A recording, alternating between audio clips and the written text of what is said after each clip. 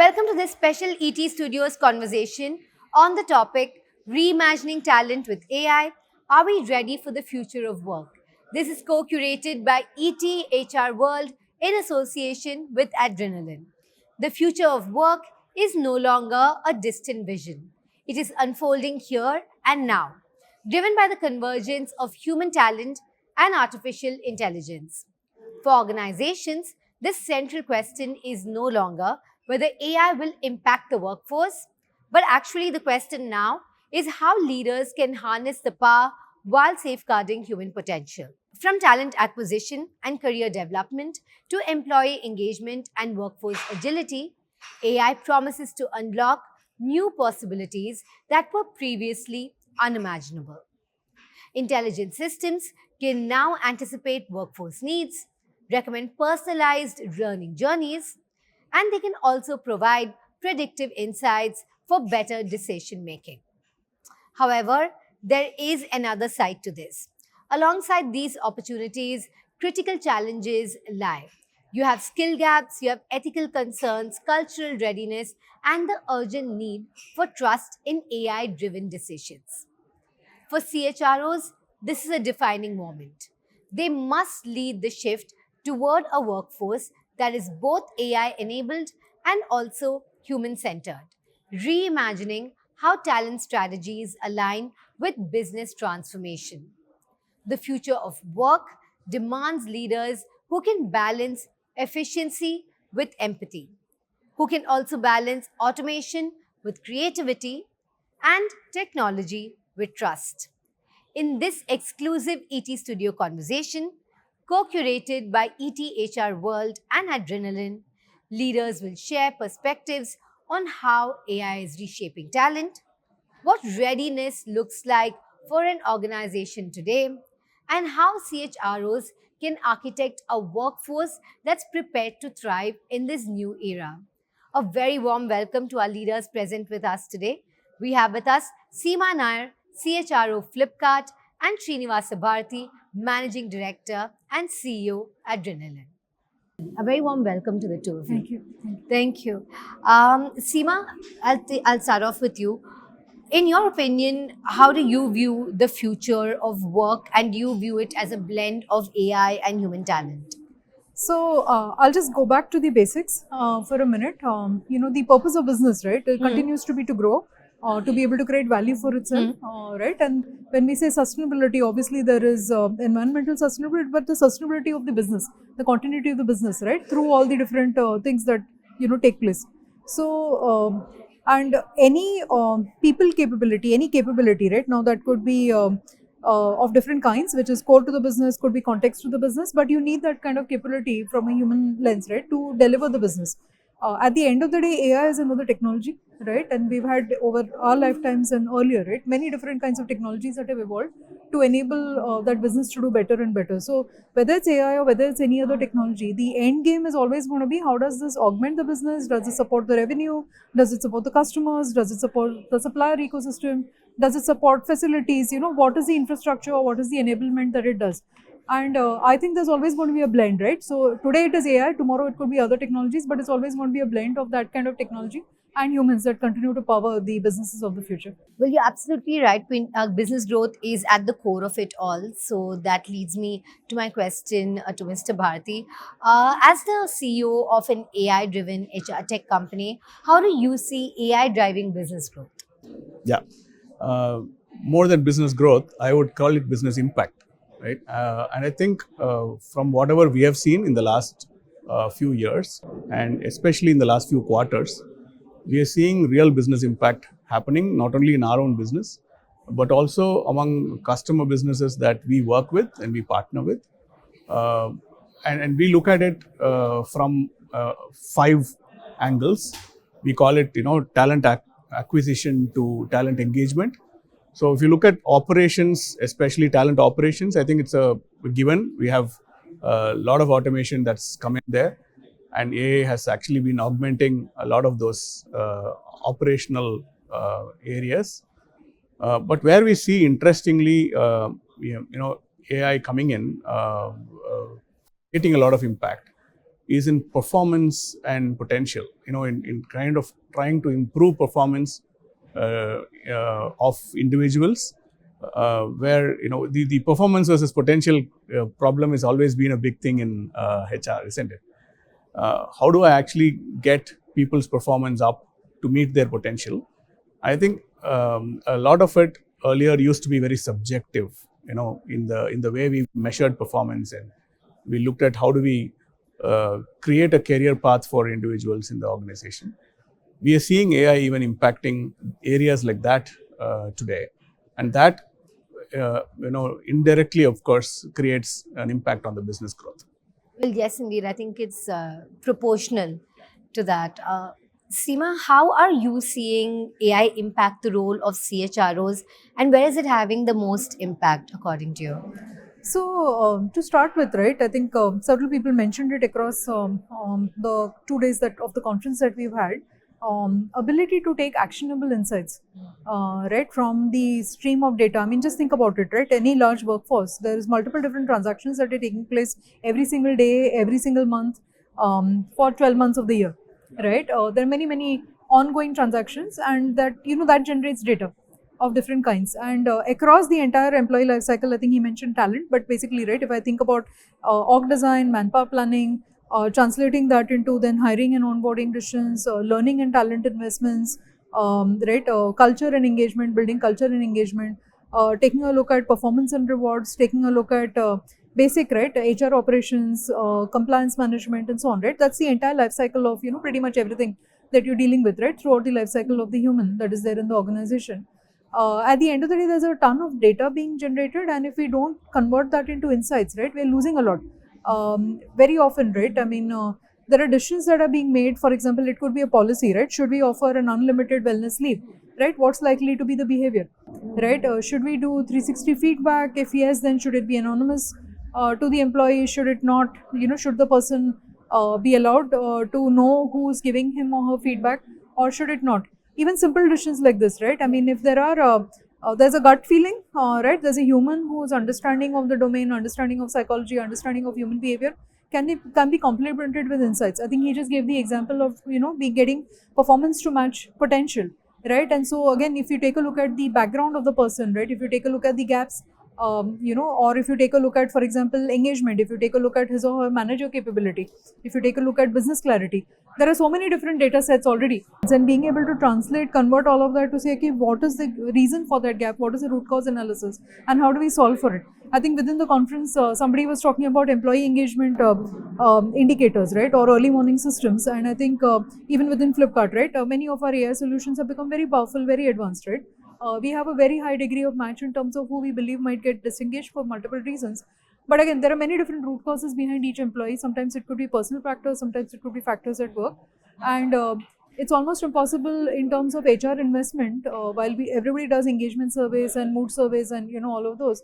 But honestly, to discover what's going behind engagement factors for different people at various points in time. And so that's where some of these data and talent insights, right, can definitely support the role of not just CHRO, but I think everybody in HR. Okay, so the ability to take actionable insights, I think that's a very rich answer indeed, right? And I think it's difficult to navigate so much data as a person or even as a group of people.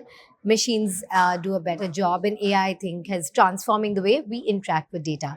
How is AI transforming the role of CHROs? Where are you seeing impact? Yeah, I think data is a big point. But I think when we look at data, we somehow look at it as structured data alone. But what AI can actually do today is convert this unstructured data into knowledge. And looking at structured data that we already have from our systems, is one input, and the other input is all the unstructured information that's available, whether it's in documents, PPTs, emails. Maybe a commendation that actually is given in an award in a function or whatever. I think those things are not captured, and the mood and the culture that she was saying appropriately.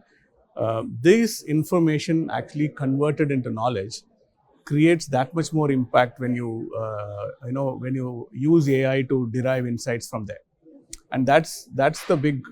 In fact, we call it the knowledge garden. We don't call it the knowledge base or the knowledge graph. We call it the talent knowledge garden, and getting to know what's the underlying unknown hidden strengths and what we say blind spots of people can be brought out pretty easily using an AI mechanism today from this knowledge base, from this knowledge garden. From the knowledge garden. Yeah. Okay, interesting indeed. How you transform vibes into knowledge, essentially. Okay. Absolutely. So we That's call it pretty cool. pulse in a way. Oh, the pulse. Yeah. Yeah. Okay. So vibes, pulse, Yeah. same thing. Yeah. It's same thing in a new bottle. Coming to you, Seema, how do you think an organization can be AI ready? What does it truly take for an organization to be there? So I'll talk about three different things, right? One is of course the advancement of the technology, right? Then whether it's automation, the ability to do basic transactions, converting that data into insights, all of that, right? Which is tech investments, right? Primarily. I think the other is capability of domain teams, right? To identify use cases, prioritize use cases and leverage those use cases. I'll give you an example from one of my previous organizations, right? The IT team had proven that the technology that they had, right, was able to support demand and supply planning, right? I mean, organizations when they are producing product, they need to know where to ship that product to, right? I mean, there's demand coming from multiple segments, and you have to take the right decisions in order to not have wastage, right, within the supply chain, and or what to produce also, right, at various points in time, because you may have multiple products and you may have factories that are capable of producing XYZ quantum, right, and so on. So all of that and there is human element to that decision based on years of knowledge and the data insights. And then my IT team, right, had produced using the same data. They had said we can take decisions, and so there's human decision making. There's IT-led decision making. I don't think they called it AI at that point of time. But what they proved over a period of time was that about 17% of wastage could have been reduced if in every single phase it was the IT team, or not IT team, but the IT-led decision making that was followed, versus humans saying, okay, I think I know better and let me tweak this and let me do this, and so on and so forth, right? So there's actual data that can be generated on even that, right? And but that's where the capability of understanding and utilizing, but it's also a mindset and a culture shift, because for example, egos can be very fragile. Yes. Right? And in this kind of a scenario, to say then who am I, what is my job, what remains of my job, and how am I going to leverage this? Am I going to see it as competition, or am I going to see it as something that can make me better? Yes. That same team could have been 17% better. Correct. That's the other way of looking at it, right? So I think for us to be able to successfully deliver this, I think we have to do all of these together. Absolutely. And I'll take that across to you. It really boils down to the mindset, change leadership. How does an organization have the leaders lead them into being AI ready? Yeah, I think we come back to the word skills. Yeah. Okay. I think reskilling is now a constant, Yes. to say. But then yes, to look at, I think one of the things that AI has also made CEOs do is to start looking at skills at a much more granular level, right? And also the processes at a granular level, to then start looking at identifying those processes and skills that can be augmented with AI, and those that require the human touch, right? And how do I then blend the two into my workflows, into my processes, and into my leadership structure. In fact, in the presentation I made earlier, I had shown a hybrid structure where you could have a digital workforce and a human workforce together. And how do I then create a org structure around that, right? And what are the typical conventional org structures that are going to get challenged in the future? It's going to be interesting that way, right? And how do we then look at a digital workforce working with the humans in order to then create business outcomes is an interesting aspect that CEOs will have to look at. Perhaps AI-driven decision-making or tech-empowered decision-making with these rich insights is definitely better, but it does, as of now, lack empathy. Where do you think the human touch is essential? And also, when it comes to ethics, where do you stand on AI and what should we be mindful of? So I don't think it's an either or. I think it's a judicious blend of both. I'll give you scenario once again, right? Let's assume that, and these obviously happen. Unfortunate scenarios do happen. Let's assume there's been a death of an employee, right? And now it's not the employee that you're dealing with anymore. You're dealing with his or her family members. In some cases, there could have been probably huge dependency on the employee, right? Not just financially, but otherwise also, right? Emotionally, they're probably not in the best frame of mind, right? Now, definitely, you want investment of technology, including AI, to reduce friction on that transaction, right? For example, documents upload, right? The whole workflow of, and it's, by the way, very complex, right? To be able to make death claims and so on, right? Especially with insurance companies, within the organization, and so on, right? With different parties, sometimes a lot of people don't always update their wills, don't always update their nominees. There could be multiple claimants and so on. So it's a complex process as well. But imagine, there are workflows that you've created, and all of this is very, very seamless. All the data or information on the process, right, is already available. The family is getting to know at every stage, right, what is the step. Now, a human can do this, but if this has to be done at scale for many, many different cases, right, there could be hundreds of cases in a year, or for a large workforce, there could even be thousands of cases in a year. And then to expect that every HR partner has exactly the same skills in different kinds of circumstances, right, to be able to manage and navigate this process. And sometimes this can take weeks and even months, right, to settle. So it's almost an impossible task, right? But you can use technology to, automate this whole workflow and make it extremely seamless.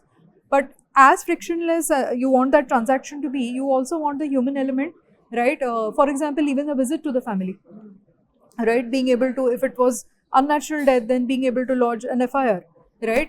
Being able to take help them with hospital and bedside sort of transactions, right? Having maybe a memorial. There could be others within the organization that could be impacted. It could be the people who worked very closely with this person, and then grief counseling and so on, right?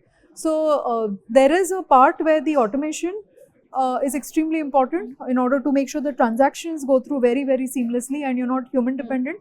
And there is a part where it's the emotions, it's the feeling, right? I mean, that takes center stage, and that you cannot give it to technology, if that makes sense, right? So it has to be yin and yang and a very judicious blend of both. I think that's a great example indeed.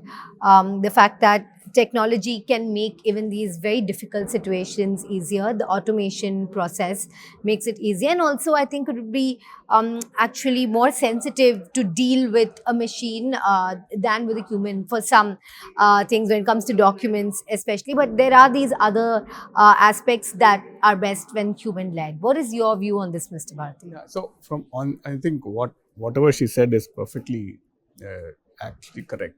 The other aspect of it is the ethics side of it, right? So it's about, how do I ensure the AI that we use doesn't have its own bias, and that comes from the data, right? So that comes from how clean our data set is, which is the right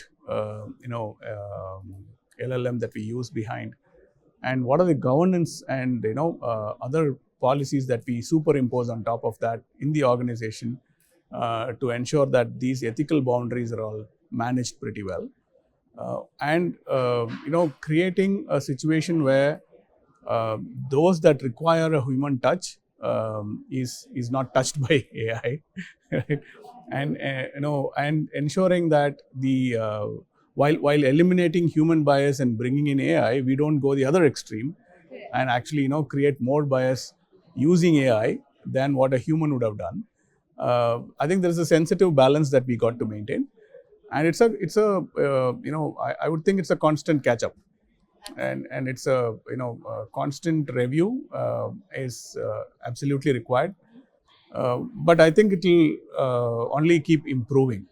It will keep improving as long as we are very watchful of what we are training and feeding the AI models with, and what kind of guide rails and guardrails we create, within the organization for ensuring that free and fair use of, the AI is done by employees in accordance with whatever are the policies laid down within the organization. I'm still talking within the organizational context. Absolutely. No, that's true. Outside of the organization, there are far-reaching effects as well of AI, but we won't be delving into that in this conversation. In fact, that brings us to the end of our discussion here today. It's been fantastic, listening to the two of you. And like I said right at the start, the future is already here. We are living in an AI-driven world, and like you said, it's only going to get better. So we need to have those guidelines and guardrails in place while we play a catch-up game, and AI plays a catch-up game with us as well. Thank you so much for being a part of this discussion. We appreciate it. Thank you. Thanks so much. And thank you for being a very patient viewer. And thank you for tuning in. And remember, for more such insightful conversations, you can stay tuned to ET HR World.